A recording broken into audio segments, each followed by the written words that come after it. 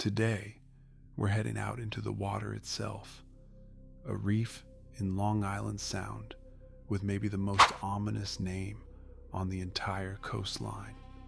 Welcome back to Buried Under Long Island.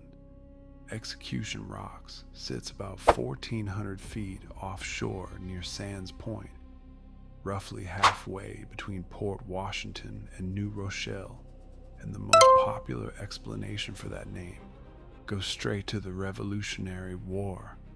The legend claims British soldiers would chain colonial prisoners to the rocks at low tide and simply leave them there as the water rose, letting the tide do the executing.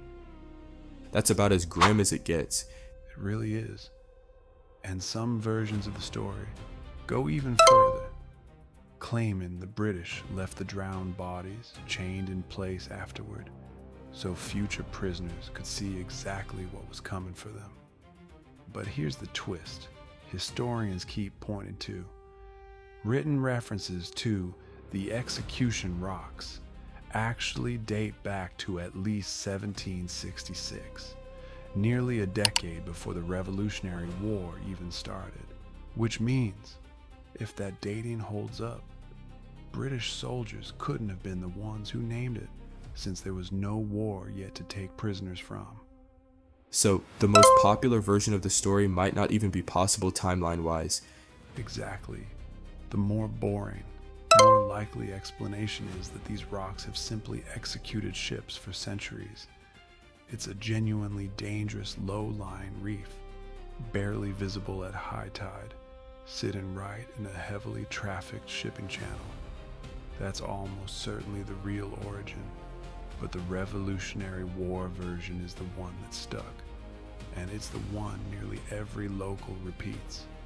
There's even a folk twist of poetic justice built into the legend. Supposedly, a British ship sent to pursue George Washington during his retreat from Manhattan later struck this same reef and sank with no survivors. A lighthouse finally went up here in 1850, designed by Alexander Paris, the same architect behind Quincy Market in Boston. The keeper's house stayed occupied until 1979, when it was fully automated. And in the decades since, visitors have reported footsteps, unexplained sounds, and apparitions, enough that the lighthouse landed an episode of Ghost Adventures in 2009.